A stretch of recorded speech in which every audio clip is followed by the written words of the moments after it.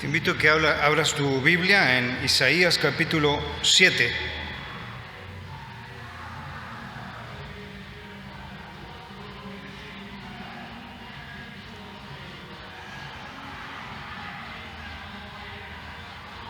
Quisiera que tengas en mente, mientras vamos meditando esta noche, en medio de este batifondo que hay, quisiera que tengas en mente una pregunta, que es lo que creo que se tenía que preguntar este rey del cual vamos a meditar hoy día. Y la pregunta es: ¿cómo está nuestra fe? ¿En qué condiciones se encuentra nuestra fe? Vamos a leer Isaías capítulo 7. Aconteció en los días de Acaz, hijo de Jotán, hijo de Usías, rey de Judá, que Resín, rey de Siria, y Peca, hijo de Remalías, rey de Israel, subieron contra Jerusalén para combatirla, pero no la pudieron tomar. Y vino la nueva a la casa de David diciendo: Siria se ha confederado con Efraín. Y se le estremeció el corazón, y el corazón de su pueblo como se estremecen los árboles del monte a causa del viento. Entonces dijo el Señor a Isaías: Sal ahora al encuentro de Acaz, tú y Sear-Jasub, tu hijo, al extremo del acueducto del estanque de arriba, en el camino de la heredad del lavador. Y dile: guarda y repósate, no temas, ni se turbe tu corazón a causa de estos dos cabos de tizón que humean por el ardor de la ira de Resín y de Siria y del hijo de Remalías. Ha acordado maligno consejo contra ti el sirio, con Efraín y con el hijo de Remalías, diciendo: vamos contra Judá y atemoricémosla, y repartámosla entre nosotros, y pongamos en medio de ella por rey al hijo de Tabel. Por tanto, el Señor dice así: no subsistirá ni será, porque la cabeza de Siria es Damasco, y la cabeza de Damasco Resín, y dentro de 65 años Efraín será quebrantado hasta dejar de ser pueblo. Y la cabeza de Efraín es Samaria, y la cabeza de Samaria el hijo de Remalías. Si vosotros no creyereis, de cierto no permaneceréis. Habló también el Señor a Acaz, diciendo: pide para ti señal de el Señor tu Dios, demandándola ya sea de abajo en lo profundo o de arriba en lo alto. Y respondió Acaz: no pediré y no tentaré al Señor. Dijo entonces Isaías: oíd ahora, casa de David, ¿os es poco el ser molestos a los hombres, sino que también lo seáis a mi Dios? Por tanto, el Señor mismo os dará señal. He aquí que la Virgen concebirá y dará a luz un hijo, y llamará su nombre Emmanuel. Paramos aquí la lectura y vamos a meditar este texto que es bastante complejo, pero es bastante apasionante también, porque tiene elementos teológicos, pero también me ha fascinado bastante por esta visión geopolítica que nos da el Señor de ese momento especial. Me gustaba que si pudiéramos ver un mapa que se ve bien la región en la cual está el contexto de nuestra historia de hoy. Y es la próxima. Este mapa de Biblia Todo nos da un poco un panorama geográfico de dónde se está desarrollando la acción, y vemos que tenemos Jerusalén, la capital de Judá, tenemos allí arriba Siria, que es otro de los que se nombra en nuestro texto, tenemos Asiria, que es el imperio, que es el que Dios va a utilizar para castigar a su pueblo después de toda esta rebelión que hay hacia la persona de Dios. Señor está movilizando al rey de Asiria. Y entonces nos dice el capítulo 7, verso 1, que por ese avance inminente que hay del imperio asirio hacia Israel, Judá y Siria, se produce una alianza, es una confederación entre Siria y el norte del reino de Israel. Y estas dos naciones están resistiendo el avance del imperio asirio y entonces cierran filas y traicionan, por así decirlo, al reino de Judá. Y entonces lo que quieren hacer, la trama allí, es que hay una alianza entre estas dos naciones, Siria y el norte de Israel, y quieren descabezar a Judá. Por lo tanto quieren romper la dinastía davídica que se había generado, que es la línea que el Señor va llevando a través de toda la historia y de la cual surgirá el Mesías. Y tenemos entonces aquí a este rey Acaz, del cual nos habla que dice que el Señor moviliza a Isaías para ir a hablar con este rey. Es un rey muy particular porque siendo de la línea de David, nos podríamos esperar, ¿no?, que siendo un descendiente del hombre según el corazón de Dios, que fuera un creyente, un sincero creyente en el Señor de los ejércitos, porque así lo había aprendido de sus padres, de sus abuelos. Y sin embargo, como vamos a ir viendo, se trata de una persona incrédula, completamente incrédula en el Señor. Aunque vemos aquí algunos matices de religiosidad, porque por una parte se mostraba como muy religioso, pero mira tú por dónde la religiosidad que practicaba, que tenía culto hacia Moloc, un culto que era tremendamente rechazado por Dios. En Deuteronomio el Señor dice que el culto a Moloc es abominable completamente para él, y este rey, que es descendiente de David, practicaba el culto a Moloc. En los textos paralelos en Segunda de Reyes, capítulo 16, por ejemplo, explica que llegó a tal punto de la práctica hacia esta religión de Moloc que sacrificó a su hijo. Dentro de esa religión a Moloc tenían una estatua, que era una estatua de metal, que la ponían a mucha temperatura con fuego, y esta estatua era un toro con una cabeza, o sea, era un ser humano con una cabeza de toro, con los brazos extendidos, debajo se ponía como un brasero que se encendía con fuego, y en los brazos de este ídolo se ponían los niños, los bebés. Y dice la escritura que este rey Acaz, uno de sus hijos, fue pasado por el fuego en culto al rey Moloc. Sin embargo, es interesante que vuelvas a pensar en la pregunta que te planteé: ¿cómo está nuestra fe? Porque es la pregunta que creo que él se tendría que haber hecho. ¿Cómo está mi fe en el Señor Dios de los ejércitos, aquel de quien me han enseñado mis padres, mis antepasados? Me impresiona mucho cómo el Señor se mueve hacia su pueblo.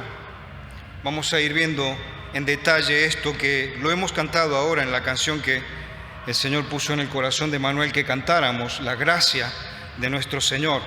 Nuestra meditación va a tener un hilo que serán esos 3 puntos que están antes.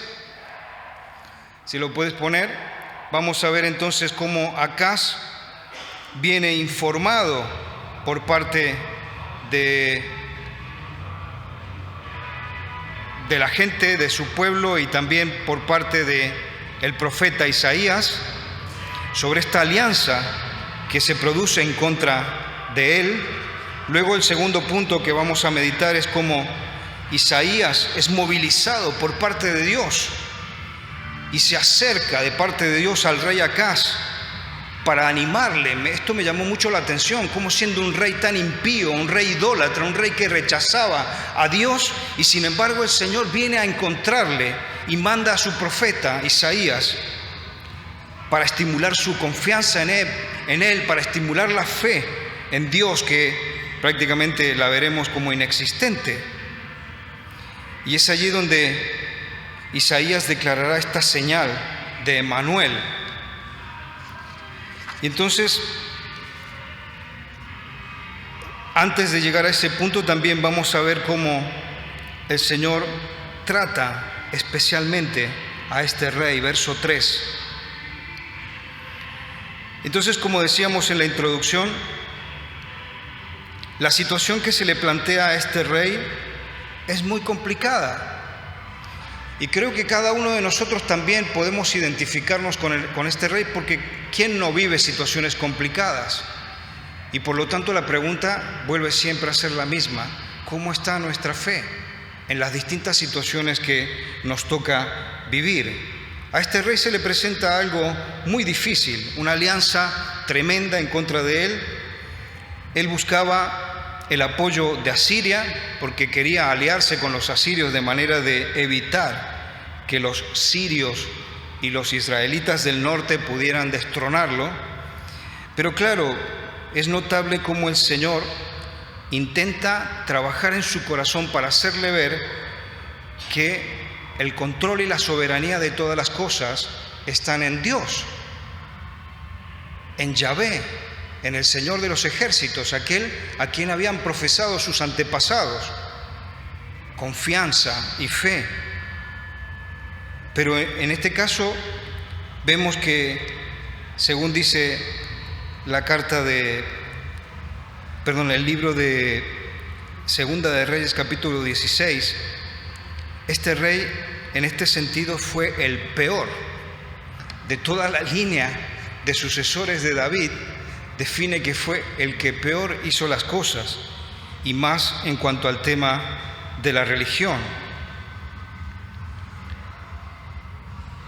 Y me llama mucho la atención en el verso 3 cómo inclusive ante esta situación tan complicada y tan difícil que el rey Acaz tiene que enfrentar, el Señor no deja de apoyarle, no deja de hacerle ver que Él tiene el control de todas las cosas. El verso 3 dice: entonces dijo el Señor a Isaías, sal y ve a encuentro del rey.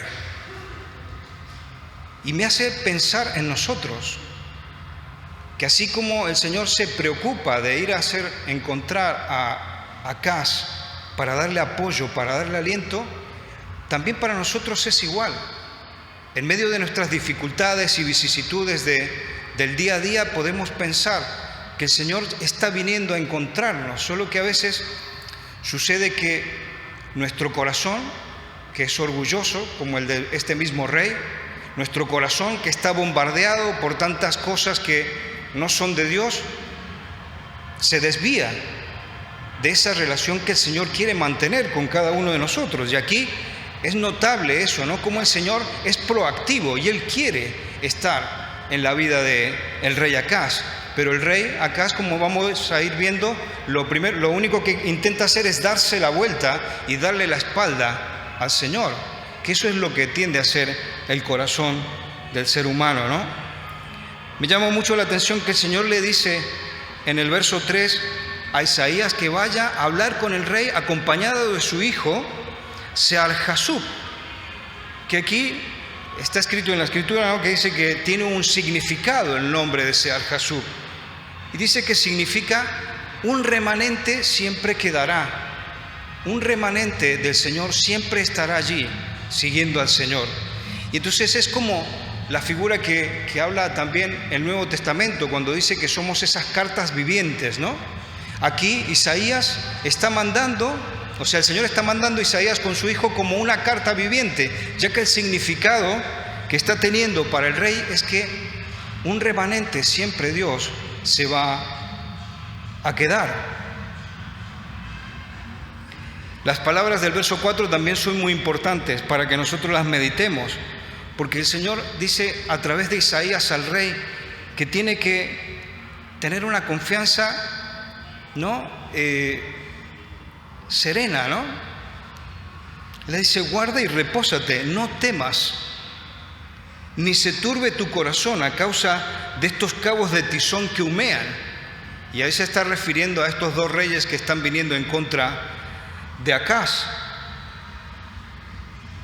El Señor le quiere hacer ver con esta imagen, ¿no?, que son ante Dios como dos antorchas. Si bien las antorchas a veces tienen esa potencia, ¿no?, cuando tienen el fuego al máximo, pero delante del Señor dice que son como dos tizones que están humeando solamente delante de Él, y que si Él pone la confianza en su Dios, entonces no tiene nada que temer.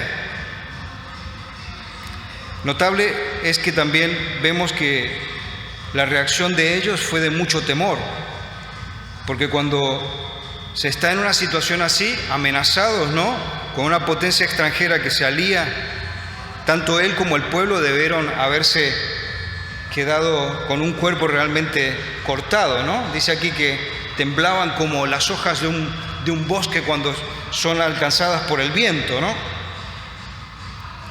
Sin embargo, como vamos viendo, el Señor no ha perdido el control. Si alguien puede leer 2 Samuel 7, 10, 11, que lo prepara mientras vamos llegando, cuando lo tengas me avisas, porque claro, aquí lo que está en juego es la palabra que Dios ha dado a su pueblo, la promesa que Dios ha dado de que Él mantendrá un linaje del cual al final surgirá Cristo, y Acaz es parte de ese linaje. Entonces, en este momento está como en jaque mate, digamos, ¿no? Se siente en jaque mate el rey, pero la promesa que había hecho Dios era la que dice 2 Samuel 7, 10, 11. ¿Lo tienes? ¿Quién lo puede leer? Además, yo fijaré lugar a mi pueblo Israel y lo plantaré, para que habite en su lugar y nunca más sea removido, ni los inicuos le aflijan más, como al principio. Sí, 10 y 11. Desde el día en que puse jueces sobre mi pueblo Israel, y a ti te daré descanso de todos tus enemigos. Asimismo Jehová te hace saber que Él te hará casa. El Señor ha prometido a David en su momento, y allí está lo que ha leído Silvia, la promesa era que el Señor iba a mantener un linaje y un reinado, que como decíamos, ¿no?, a la larga sería del cual vendría a nacer Cristo, ¿no? Y el Señor era el que garantizaba esa promesa. Pero claro, en este momento vemos que este rey no confía en el Señor. Y ha rehusado completamente en confiar en Dios. Todas sus salidas, visitando a los extranjeros, se caracterizaron por traer innovaciones, podemos decir, al culto del Señor. En un cierto momento se hace un viaje y aprende sobre unas prácticas que se hacen en otros reinos, y vuelve, y entonces el templo que había sido creado para el Señor es modificado. O sea, todo lo que era el culto que el Señor había establecido, que se le debía dar, viene trastocado por estas innovaciones que quiere implantar el rey Acaz. Y todo esto nos habla de esa inconsistencia, ¿no?, que hay en su fe.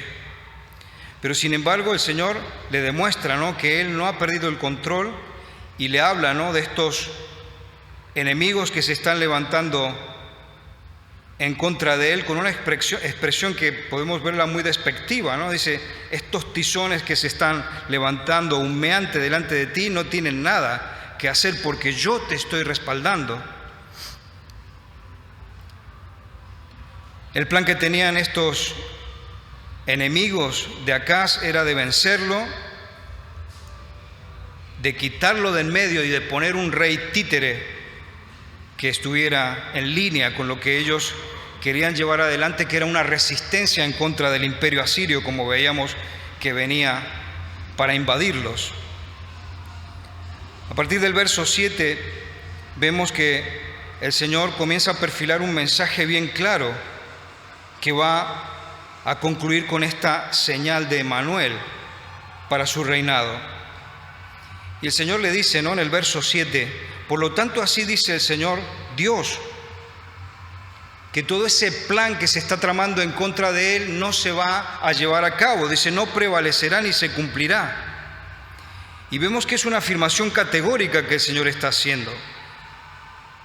Isaías estaba exhortando a este rey a confiar en su Dios y no en sus recursos humanos, porque él estaba confiando en sus movimientos, en esos contactos políticos que había ido a buscar.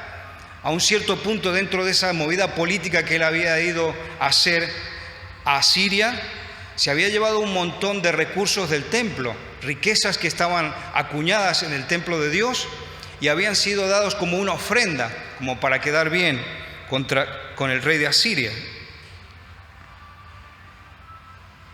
Como decíamos, la estabilidad de la línea davídica que el Señor había prometido a este rey David no dependía de las fuerzas ni políticas ni tampoco de los ejércitos, sino que dependía del mismo Dios. Y sin embargo vemos que Acaz no lo ve, no es partidario de confiar en el Señor. ¿Y tú y yo? ¿Cómo estamos en este sentido? Piensa en esto, ¿cómo está tu fe? ¿Cómo está nuestra confianza en el Señor? Capítulo 7, verso 9 dice: la cabeza de Efraín es Samaria, y la cabeza de Samaria es el hijo de Remalías. Si no creéis, de cierto no permaneceréis, declara el Señor. Nuestro Dios lo único que nos pide como pueblo es que confiemos en Él. Es lo que le está reclamando aquí al rey, y nos reclama también a nosotros, una confianza sincera. No quiere decir que siempre vamos a estar jiji, jaja y felices de la vida y que nuestra vida es color de rosa, sino que lo que el Señor nos pide es simplemente estar confiados con una tranquilidad de que Él tiene todo el control, inclusive en medio de las adversidades. El Señor será fiel a su palabra, pero el rey, claro, lo único que tiene que hacer es confiar con sinceridad en Dios y actuar, dar pasos en consecuencia a esa confianza en el Señor. Es evidente que Acaz no cree en Dios y no cree que el Señor pueda frenar a los reyes de Siria y del norte de Israel, y sigue temeroso, ¿no? Y me hacía pensar en el texto de Hebreos, ¿no? Que es imposible agradar al Señor sin tener confianza en Él, sin tener fe. El Nuevo Testamento nos ilumina en este sentido, ¿no? De que es esa confianza sincera lo que pide Dios de sus hijos, de su pueblo. Pero sin esa confianza, ¿cómo puede uno seguir a Dios? ¿Cómo puede uno someterse a la conducción de Dios? No es posible. Pero es impresionante cómo el Señor sigue haciendo pasos de ofrecimiento, ¿no?, hacia Acaz para fortalecer la fe de este rey. En el verso 12 hay una respuesta de parte del rey que parece muy piadosa, ¿no? Dice: pero Acaz respondió: no pediré ni tentaré al Señor, ¿no? Como diciendo: no, yo no puedo pedirle estas cosas a Dios, ¿no? Tuvo una salida muy piadosa, parece, pero en realidad era más bien una expresión de incredulidad, ¿no? Ya que el rey con esto lo que nos está demostrando era que iba a hacer lo que él quería, que iba a llevar a cabo sus decisiones políticas, porque también tenía miedo de que cualquier paso que dejara dar a Isaías con el mensaje del Señor en su vida iba a cambiar las decisiones que él iba a tomar. Y lo que él se había planteado en su corazón era que le convenía mejor la ayuda de Asiria y no la del mismo Dios. Cuando dicen no voy a tentar al Señor, acá se está revelando su cabezonería,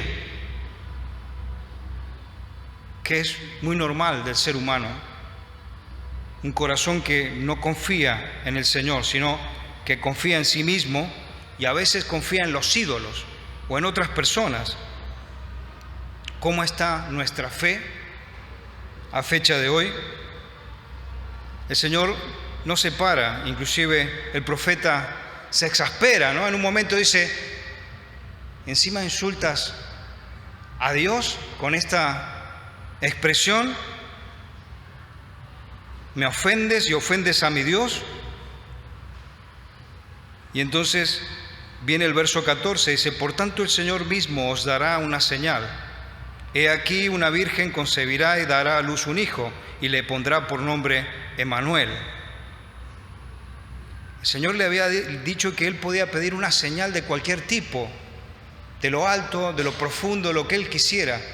Pero al negarse, el Señor le dice que va a haber un acontecimiento muy especial que tiene un doble cumplimiento. Según lo que veía de los comentarios, tiene un cumplimiento para ese momento, para el 734 más o menos que está sucediendo esta historia, pero que también tiene que ver contigo y conmigo.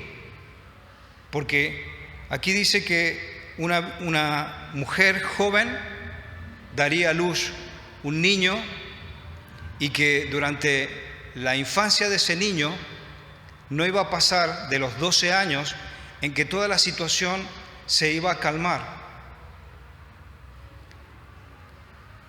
Algunos comentaristas opinan de que se trata de la misma mujer de Isaías, que tiene un hijo. Vemos en el capítulo 8, verso 3, que tienen un hijo ellos, pero también hay otros comentaristas que opinan que se refiere a una princesa del mismo ambiente de la corte del reino, que tuvo un hijo, y entonces en la infancia de ese hijo todas las aguas se calmaron, podríamos decir, y él no fue conquistado por los otros reyes. Evidentemente que más adelante el Señor ya con Asiria arrasa, ¿no? Y ellos son llevados cautivos y son subyugados.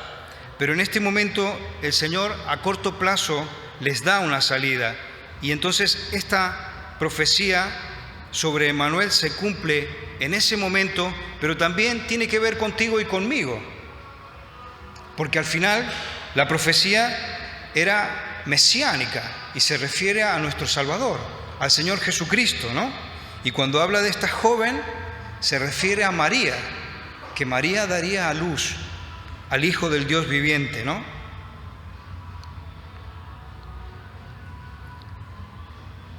Creo que tenemos que empezarnos a preparar para orar, y al orar es importante que volvamos a pensar cómo está nuestra confianza en el Señor.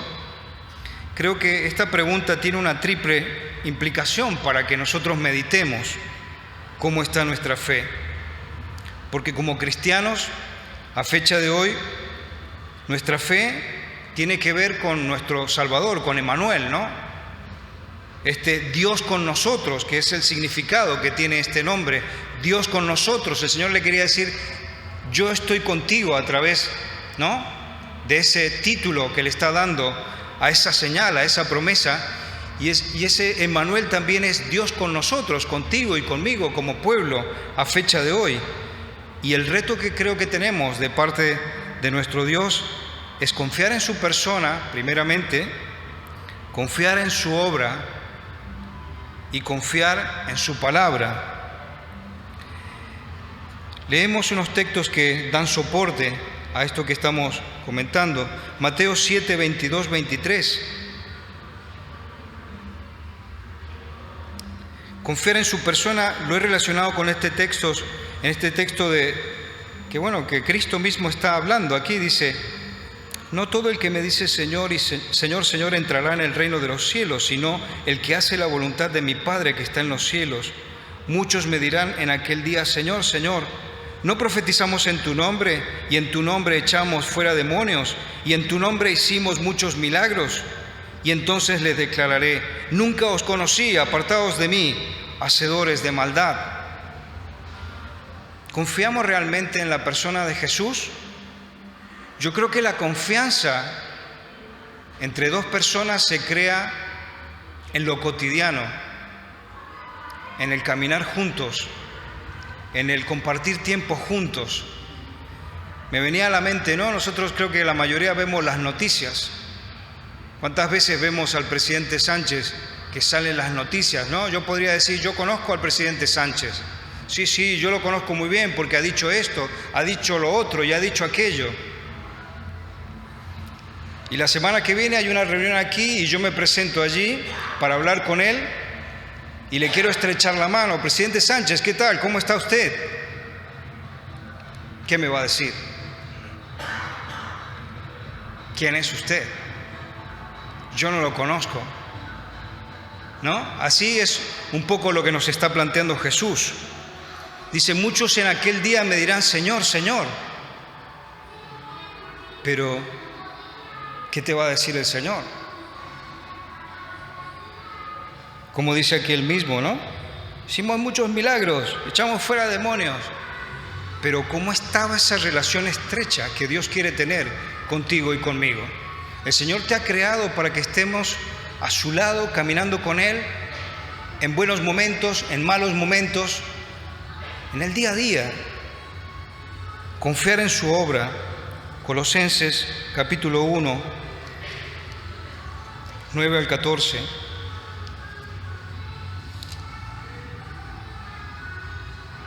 Por lo cual también nosotros, desde el día que lo oímos, no cesamos de orar por vosotros y de pedir que seáis llenos del conocimiento de su voluntad, en toda sabiduría e inteligencia espiritual, para que andéis como es digno del Señor, agradándole en todo, llevando fruto en toda buena obra y creciendo en el conocimiento de Dios, fortalecidos con todo poder, conforme a la potencia de su gloria, para toda paciencia y longanimidad, con gozo, dando gracias al Padre que nos hizo aptos para participar de la herencia de los santos en luz, el cual nos ha librado de la potestad de las tinieblas y trasladado al reino de su amado Hijo, en quien tenemos redención por su sangre, el perdón de pecados. Tú y yo tenemos esa gran diferencia en nuestra vida. Él ha hecho una obra tremenda, con un valor incalculable que ha sido aplicada a ti y a mí por la obra del Espíritu Santo. ¿Cómo está nuestra fe y nuestra confianza en Dios? Mira que siempre estamos en una línea en parecernos a Acaz. Confiar en su palabra, confiar en la palabra del Señor. Me acuerdo lo primero que me dijo un chico que me daba testimonio cuando yo no creía en Dios. Y él me decía el texto de Isaías 48. Sécase la hierba, marchítase la flor, pero la palabra de Dios permanece para siempre.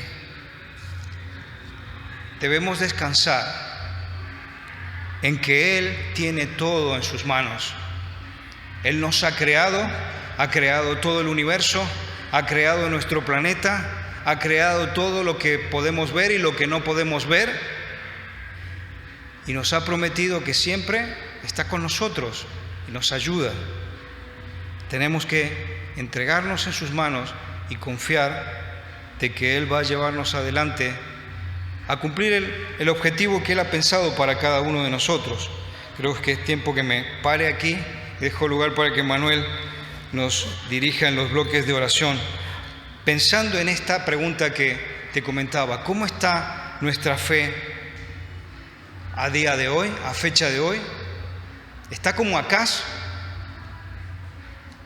¿Cómo está nuestra fe?